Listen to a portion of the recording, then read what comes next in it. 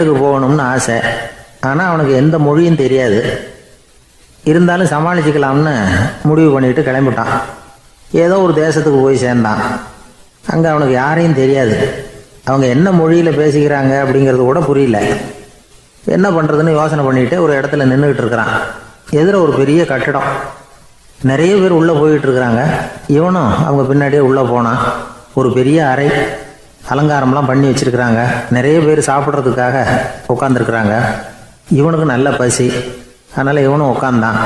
சாப்பாடு போட்டாங்க, சாப்பிட்டான். அன்பான உபசரிப்பு. இவன் மனசுக்குள்ளே நினச்சிக்கிட்டான், இது ஏதோ அரசருடைய அரண்மனை மாதிரி தெரியுது. இன்னைக்கு ஏதோ விருந்து நடக்குது, நல்ல வேளை நம்ம பசியும் தீர்ந்தது அப்படின்னு நினச்சிக்கிட்டே நிமிர்ந்து பார்க்குறான். சாப்பாடு பரிமாறினவன் எதிரில் ரொம்ப பணிவோட முதுக வளைச்சி வணக்கம் தெரிவித்தான். இவனும் எழுந்திரிச்சு நின்று முதுக வளைச்சி வணக்கம் தெரிவித்தான். ரொம்ப நன்றின்னா. அவன் ஒரு சீட்டை இவன் கையில் கொடுத்தான். இவன் அதை வாங்கி பார்க்குறான். என்ன எழுதியிருக்குன்னு ஒன்றும் புரியல. சரி, இந்த நாட்டில் தங்களுடைய நன்றியை சீட்டில் எழுதி தான் கொடுப்பாங்க போல இருக்கு அப்படின்னு நினச்சிக்கிட்டு மறுபடியும் நன்றின்னா. ஆனால் அவன் காசை கொடுங்கன்னா. ஏன்னா அது ஒரு ஹோட்டல், இவன் சாப்பிட்டதுக்கான பில் அது.